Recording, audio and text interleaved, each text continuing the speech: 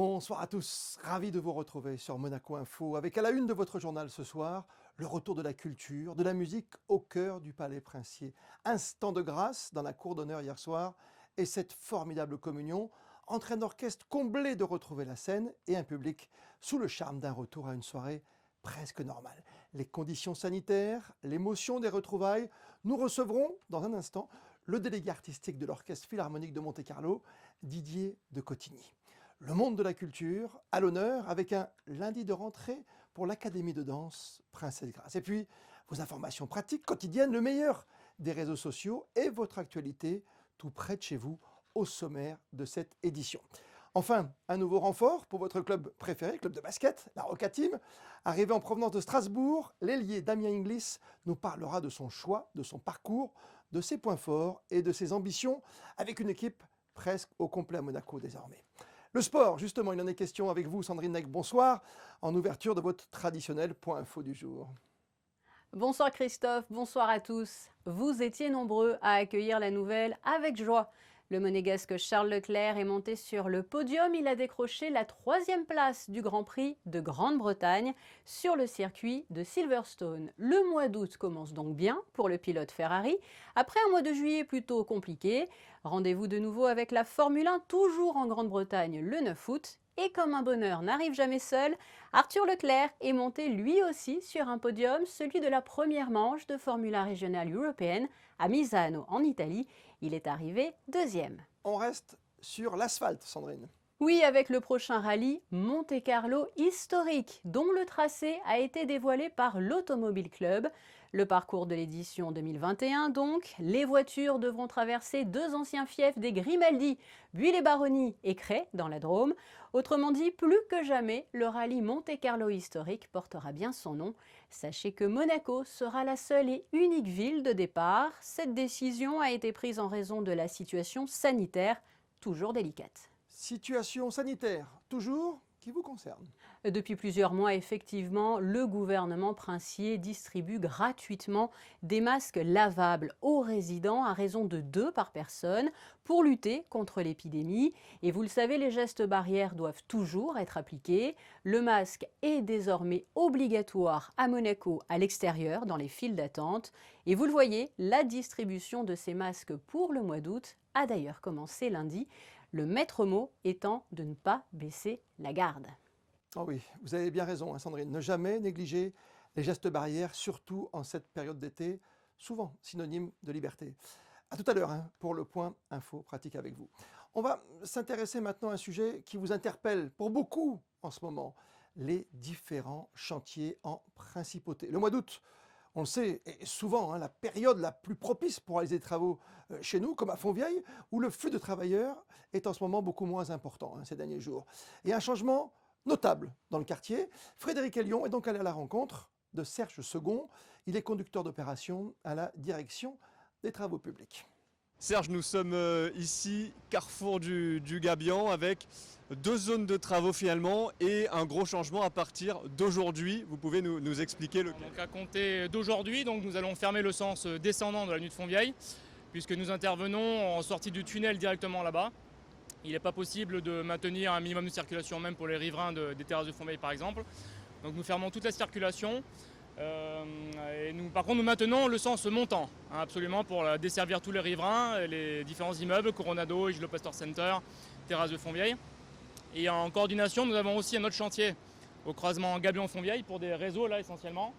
Donc où nous avons, les véhicules légers ne sont pas impactés, mais ça gère uniquement l'impact sur les poids lourds qui ne peuvent plus descendre vers le stade Louis II, donc sont obligés de remonter par la nuit de Fontvieille sens montant, se rendre vers la place du canton. Du fait de la suppression du sens descendant, le principal impact, c'est pour les gens, donc outre les riverains qui du coup doivent accéder uniquement maintenant par le sens montant, tous les gens qui souhaitent se rendre à Fontvieille depuis la dorsale, donc plutôt côté ouest de Monaco, enfin côté est pardon, depuis la dorsale, il y a un itinéraire bis qui a été mis en place avec des panneautages depuis la dorsale. Donc par le portier, on les incite à prendre la route de la piscine pour rejoindre le tunnel sur le rocher, et au pire, à partir d'Aurélia, et au pire, le canton enterré. Voilà, le but étant de relier l'avenue du Port.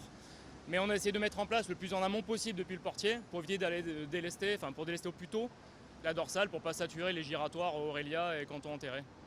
Avec nous ce soir, invité de Monaco Info, Didier de Cotigny, qui est le délégué artistique de l'Orchestre Philharmonique de Monte-Carlo. Bonsoir à vous.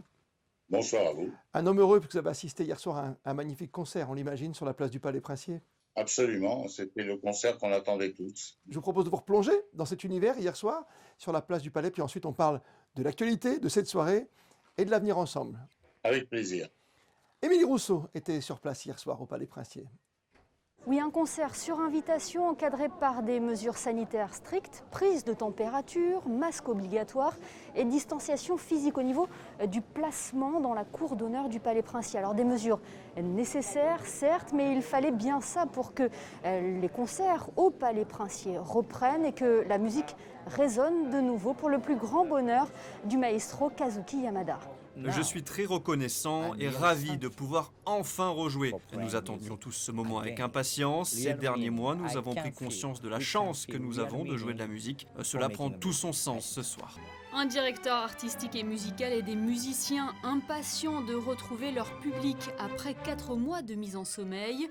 Impatients également le public et les mélomanes qui suivent l'Orchestre Philharmonique de Monte-Carlo au fil des saisons.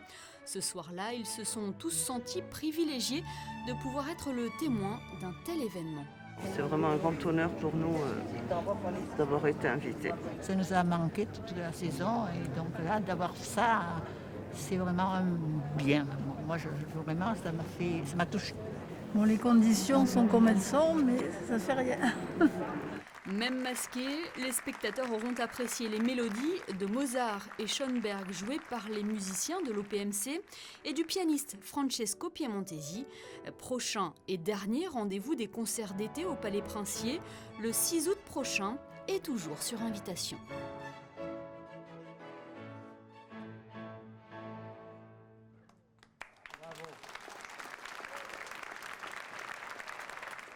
Quel bonheur d'entendre résonner cette musique. Quelle musique en plus hier soir dans la cour du Palais Princier. Avec nous, le délégué artistique de l'Orchestre Philharmonique de Monte-Carlo, Didier de Cotigny. Bonsoir à vous. Bonsoir à vous. On imagine qu'il y a beaucoup d'émotions depuis le temps qu'on attendait ce concert. Absolument, parce qu'après tout ce long silence pour l'orchestre qui les a plongés dans une sorte de torpeur et de dépression, les musiciens avaient tellement hâte de rejouer, c'était extraordinaire.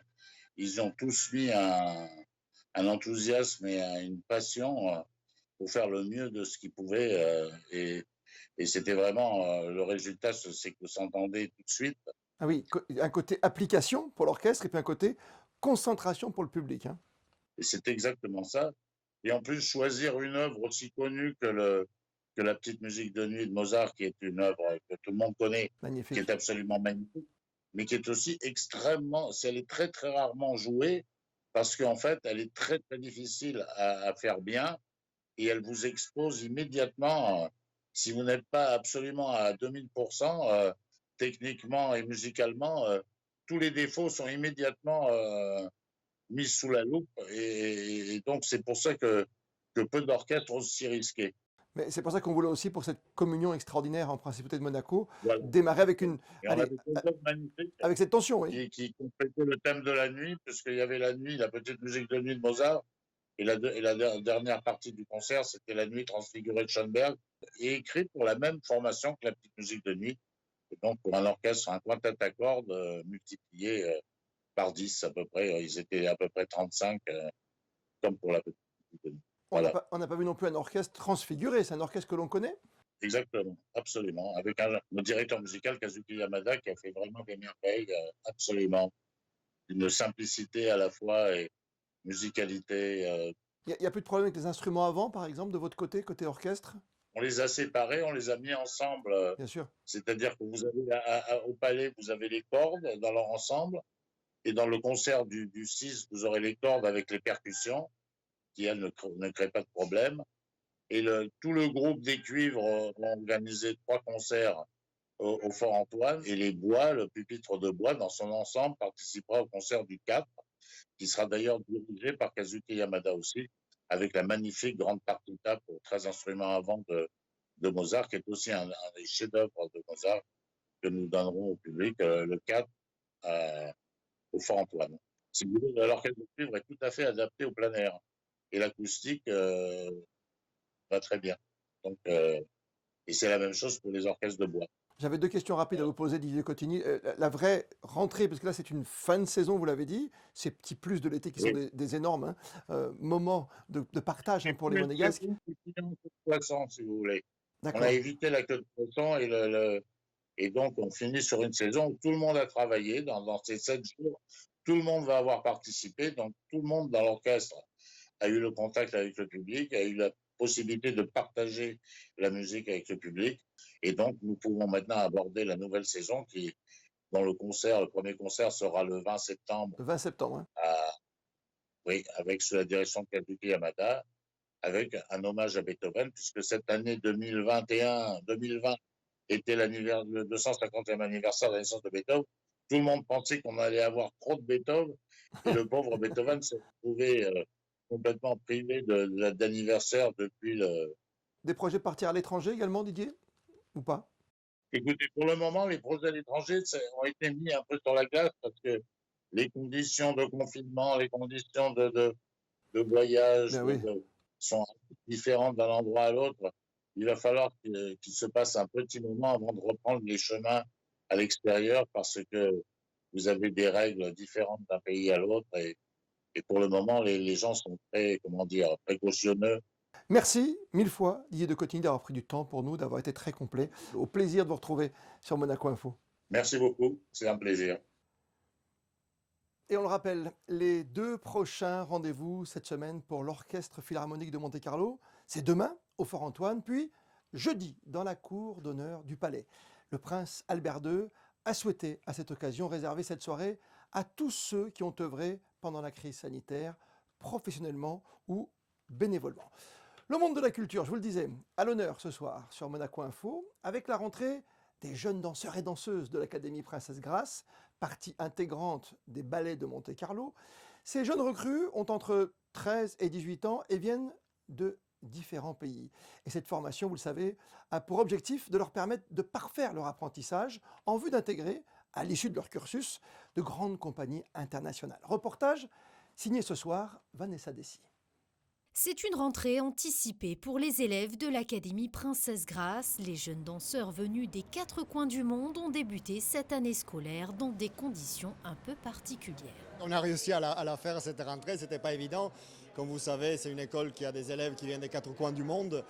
Faire venir des élèves du Mexique, Argentine, Amérique, c'était assez compliqué, mais grâce à l'appui du gouvernement, à tous les tests qui ont été faits avant que les élèves arrivent, et ce matin, on a testé tous les élèves, ça a pu se faire. Ça va être une année sûrement différente. Déjà, on va la commencer d'une façon différente. Je pense qu'on va retrouver des élèves plus motivés je pense que ça va être une belle année. L'Académie a pour but de former les danseurs professionnels de demain qui intégreront les grandes compagnies internationales. Pour y parvenir, la formation apprend aux élèves à développer des qualités indispensables telles que la discipline, le respect et l'ouverture sur le monde. Malgré un protocole sanitaire strict cette année, les élèves restent plutôt optimistes pour la suite. C'est un détail parce que rien ne nous arrête et vu qu'on aime la danse, on peut quand même continuer nos progrès. Donc ça nous a manqué, les studios, tous les profs, la discipline, tout ça. Ça fait vraiment chaud au cœur de se revoir après plusieurs mois sans se voir, vu qu'on est tout le temps ensemble et tout ça. Ça fait vraiment plaisir, oui. Et en fin d'année, les danseurs passeront un examen devant un jury composé du directeur de l'académie et de son équipe pédagogique, de directeurs et chorégraphes de grandes compagnies et de danseurs professionnels. Les élèves qui finiront leur formation recevront quant à eux un certificat d'aptitude de danseurs professionnels. Par les sports, évidemment. Sur Monaco Info ce soir et une nouvelle recrue pour la Roca Team. Le basket à l'honneur ce soir avec la nouvelle star de la Roca, c'est Damien Inglis qui nous rejoint. Bonsoir à vous. Bonsoir, bonsoir. Ravi de vous retrouver, c'est bien d'avoir un ailier fort qui va arriver au poste 4 ici à Monaco avec une équipe qui se reconstruit. Bien arrivé déjà, Damien? Bien arrivé. Ce matin, mes premiers pas dans la nouvelle salle, dans la nouvelle ville. Très bien arrivé. Ouais. Et bien installé aussi parce que c'est important avec la vue sur mer, j'espère. C'est exactement ça, ouais. Mais ça vous change de Strasbourg ou de Limoges, au dernier club. Ouais, les avantages d'être à Monaco, on va dire. Qu'est-ce qui vous a poussé à signer? C'est des complicités au sein de l'équipe? C'est le coach? C'est un peu les deux. un peu des deux. Et surtout, Monaco, c'est le challenge. En France, c'est le summum avec l'Asvel. Monaco, c'était le choix logique pour essayer d'aller au niveau supérieur et encore un grand challenge. Et puis voilà, il y a le coach qui est super intéressant, qui est à l'Asvel, qui est un champion. Et ici, surtout, je connais beaucoup des joueurs et il y a une complicité avec les joueurs et surtout, il y a une vraie compétition. Donc voilà, c'est top, quoi. Il y a des joueurs que vous connaissez déjà dans l'équipe, bien sûr? Bien sûr, je connais D-Boss avec qui j'ai joué, Wesley Saunders avec qui j'ai joué. Et puis tous les gars, on se connaît parce qu'on s'est affrontés, on a joué il y a quelques années ensemble, l'un contre l'autre, on se respecte beaucoup. Ouais, ça tourne beaucoup, hein, de toute façon, le basket, c'est des équipes qui changent. Alors là, encore plus avec le confinement, c'était pas simple d'avoir des Américains, par exemple, des joueurs qui venaient de l'étranger, hein, ou des pays qui sont pour l'instant dans la zone rouge. Ouais, c'est clair, c'est pas facile, mais je suis quand même agréablement surpris par le bon recrutement qu'ils ont pu faire. Après, ça reste comme à Monaco, donc ils ont les moyens de prendre les meilleurs joueurs sur le marché, mais je suis agréablement surpris par la bonne équipe qu'on a pu avoir. C'est vrai qu'ici, en plus, il y a une ambiance, hein, vous allez la découvrir, mais il y a de vrais supporters qui sont derrière leur équipe depuis un petit moment, parce qu'à chaque fois, on joue les premiers rôles à Monaco. Hein. Ah, c'est exactement ça. J'ai déjà eu l'opportunité d'en voir quelques-uns, et ils me l'ont dit directement, quoi. On voit que vous faites un bon 2 mètres, hein, 2,06 m, c'est ça? Ouais, ça dépend des chaussures. Ça dépend des chaussures, de la semelle, parce qu'il faut mettre des petites semelles dans les chaussures. C'est exactement ça, ouais. Vous avez 25 ans, vous êtes tout jeune et pourtant vous avez déjà une carrière assez incroyable. Comme beaucoup de joueurs de basket, vous êtes parti à peu près à travers le monde et puis vous avez été drafté en NBA quand même. Hein. Ah ouais, je suis parti à 19 ans. Je venais d'avoir 19 ans quand je suis parti. Et puis j'ai fait un beau petit parcours déjà. Et là, j'espère être à Monaco ici pour ma 8e saison. Et j'espère que ce sera la meilleure et surtout un titre à la fin de la saison, quoi. Ah oui, ça serait bien. Ça nous ferait tellement plaisir, vous savez. Ça me ferait plaisir, ouais. Pour ceux qui vous découvrent, quelles sont vos qualités? Vous êtes un arrière très très fort. Vous faites 11 points de moyenne, c'est ça? Je suis assez polyvalent. Là, le but, c'est de se fondre dans le collectif et justement que ça fonctionne, que ça se passe bien avec mes coéquipiers et le coach. Et puis voilà, comme je suis polyvalent, ça me permet de faire pas mal de choses sur le terrain. Et ça va dépendre de ce que l'équipe a besoin de moi sur le moment ou sur l'année, et puis ce que Zvezdan va me demander surtout. Ouais, mais le coach, vous avez déjà eu des rapports avec lui avant? Il vous a dit je te veux comme ci, comme ça, à telle place, voilà, il faut que tu sois fort, il faut que tu viennes pour aider? Sur l'aspect technique, pas encore. On a simplement parlé du projet de l'équipe et voilà. Ça n'a pas été simple, cette longue période de confinement, de déconfinement et de choix en plus, hein, et de choix pour venir à Monaco. Ouais, compliqué parce que les budgets ne sont pas les mêmes et on a passé pas mal de temps sans toucher le ballon. Donc c'était compliqué, super dur, mais bon, là on voit enfin le bout du tunnel. On y ressort et là j'espère que d'ici demain ou après-demain ou plus tard, je peux retrouver la salle et commencer à rentrer dans les habitudes d'entraînement. Ouais, nouveau parquet dans cette salle, évidemment, cette médecin que tout le monde connaît, tout le monde adore pour le basket, parce que ça vibre bien. Après, il y a un stage assez important pour créer des liens, hein, entre vous les joueurs. Vous partez à Bormio. Hein. Bien sûr, on part à Bormio, que Monaco fait depuis des années maintenant. Ce stage où justement on va se remettre en forme physiquement et c'est aussi resserrer les liens avec les nouveaux coéquipiers. Ça vous inquiète aujourd'hui? Parce qu'on voit qu'aux États-Unis, c'était compliqué, même pour la reprise, de jouer dans des salles vides, par exemple. Là vous allez pouvoir jouer avec une petite jauge sympa, quoi. C'est vrai, c'est super compliqué, surtout que pour l'instant, on ne sait pas exactement ça va être quoi la suite, ce qu'ils vont accepter ou pas dans les salles. Donc on verra bien. J'espère que d'ici septembre, tout sera vert et on pourra jouer normalement. Et surtout que nous, pour le deuxième match de la saison, qu'on soit à domicile avec la salle pleine, quoi, retrouver le public. Ouais. Aujourd'hui, la jauge est à 5000 personnes, hein, de toute façon, en France, hein, pour les compétitions. Donc, on va s'aligner, je pense, sur ces dispositions-là. Mais on espère qu'en septembre, on pourra ouvrir toutes les portes, effectivement. J'espère aussi, pour toutes les salles. Ça serait bien. Je pense que le monde en a besoin aujourd'hui. Vous avez un petit surnom, Damien Inglis, déjà? J'en ai quelques-uns, mais de plusieurs coéquipiers. Enfin, je n'ai pas un titré vraiment, mais j'en ai plusieurs de tout le monde. je suis assez social, donc chacun me donne son petit nom à lui, quoi. Ouais, c'est pas grave, ça passe bien, quoi. C'est ça. C'est c'est exactement ça. on va vous retrouver avec votre gars sûr, comme on dit souvent, hein, avec Dibost, hein, qui est là à Monaco, qui sera l'une des pierres angulaires, évidemment, de cette équipe, avec le coach Mitrovic qui revient. C'est vrai qu'il y a de la revanche dans l'air. L'adversaire, c'est l'Asvel encore cette année. L'adversaire, c'est l'Asvel à titre au niveau français. Mais attention, il y a des bonnes équipes aussi. Limoges, Dijon, qui est une grosse équipe. Il y a pas mal d'équipes. Il y a Paris-Levallois aussi qui est bien. Donc il y a pas mal d'équipes à respecter. Et évidemment, l'Asvel en fait partie. Et puis en Europe, il y a aussi l'Europe que nous on vise, en Eurocoupe. Oui. Donc ça aussi, c'est intéressant pour nous. Voilà. Un groupe où il y a Bologne, par exemple, et tout ça. Oui. Bologne, il y a Krasnodar. Il y a beaucoup d'équipes qui sont super intéressantes. Il y a Krasnodar aussi, hein, dessus. Il va falloir chercher. Oui, l'Europe. Et puis pour vous, dans un coin de votre tête, c'est une question qu'on vous a posée souvent, mais bon, l'équipe de France. L'équipe de France, évidemment. Bah oui. L'année dernière, j'ai été aux portes. J'ai pas été prêt à la dernière minute. J'ai encore, excusez-moi, mais j'en ai encore à travers la gorge. Mais voilà, l'équipe de France. Mais avant tout ça, c'est Monaco. M'installer dans cette équipe, réussir mon projet ici. Et puis après, voilà. Et ce qu'on aime, vous savez, à Monaco, c'est ce début de match où on applaudit, quoi qu'il arrive, jusqu'au premier panier de Roca Team. Ça j'en ai. J'ai joué pas mal de fois ici contre Monaco et ça, justement, ça faisait rêver, ça. On est ravis de vous accueillir en principe de Monaco. Je pense que ceux qui nous regardent ce soir sont ravis de voir qu'on va avoir un sac majeur de folie et qu'on va repartir pour une nouvelle belle saison avec plein d'étoiles dans la tête.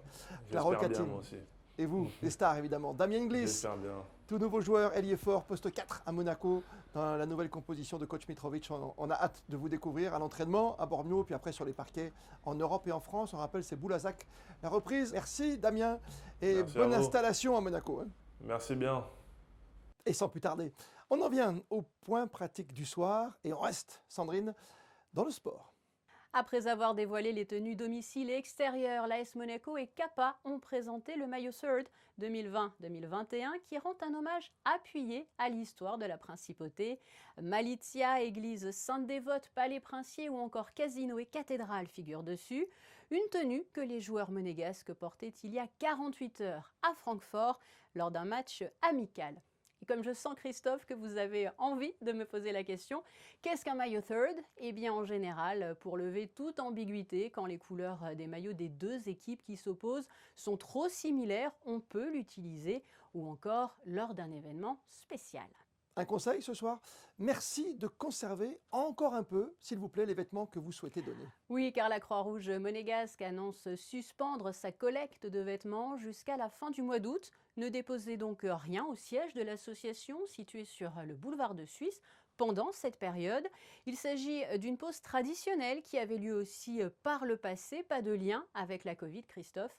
Patientez donc jusqu'au mois de septembre. Rendez-vous incontournable désormais dans notre point pratique. Chaque soir, Sandrine, c'est le point info trafic. Il était question un peu plus tôt dans ce journal avec Frédéric Elion de la circulation avenue de Fontvieille. Piqûre de rappel à présent concernant l'avenue Pasteur jusqu'au 19 août de 20h à 7h. La circulation y est interdite dans sa portion comprise entre l'entrée du CHPG et l'avenue Jacaba. A tout de suite, Sandrine, pour la météo de demain. Et comme le veut la tradition, voici votre rendez-vous avec le meilleur de l'actualité des réseaux sociaux concocté par Laura Boudroff. Tout ce qui a fait le buzz à travers le monde ces toutes dernières heures, les animaux, les chutes et de vrais grands sportifs. Ce soir, all over the world.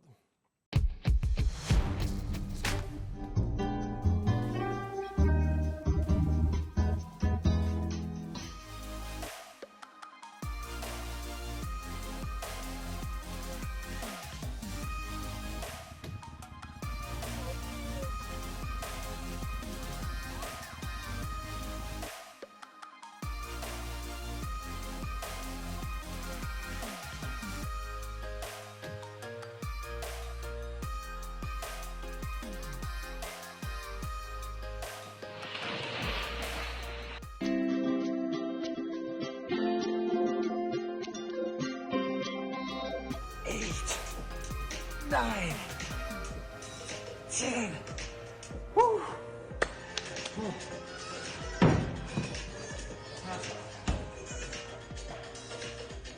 Oui, même comme ça donne chaud. La météo pour demain avec vous, Sandrine. Température de l'air et de l'eau. Le temps était majoritairement maussade lundi, et bien le ciel s'annonce mitigé pour mardi avec une alternance de soleil et de nuages. Les températures seront, elles, comprises entre 20 et 28 degrés, une très légère baisse donc par rapport aux jours précédents. Mais n'oubliez pas pour autant de bien vous hydrater. En mer, le mercure montera jusqu'à 27. Nous fêterons ce 4 août de Saint, les Jean-Marie et les Vianney. Oui, bonne fête à tous les Vianney et aux Jean-Marie, bien sûr. À demain, Sandrine. Comme chaque soir, on termine ce journal par les instantanés d'un week-end en principauté pour des voitures de rêve. Une exceptionnelle concentration Lamborghini. Des photos du rassemblement Bull Days, signé Stéphane Dana et Mika Alesi. Peut-être aller faire un petit tour, moi aussi, tout à l'heure. Allez, je vous donne rendez-vous demain pour une nouvelle édition de votre journal. Plus que jamais, vous le savez, vous êtes bien sur Monaco Info.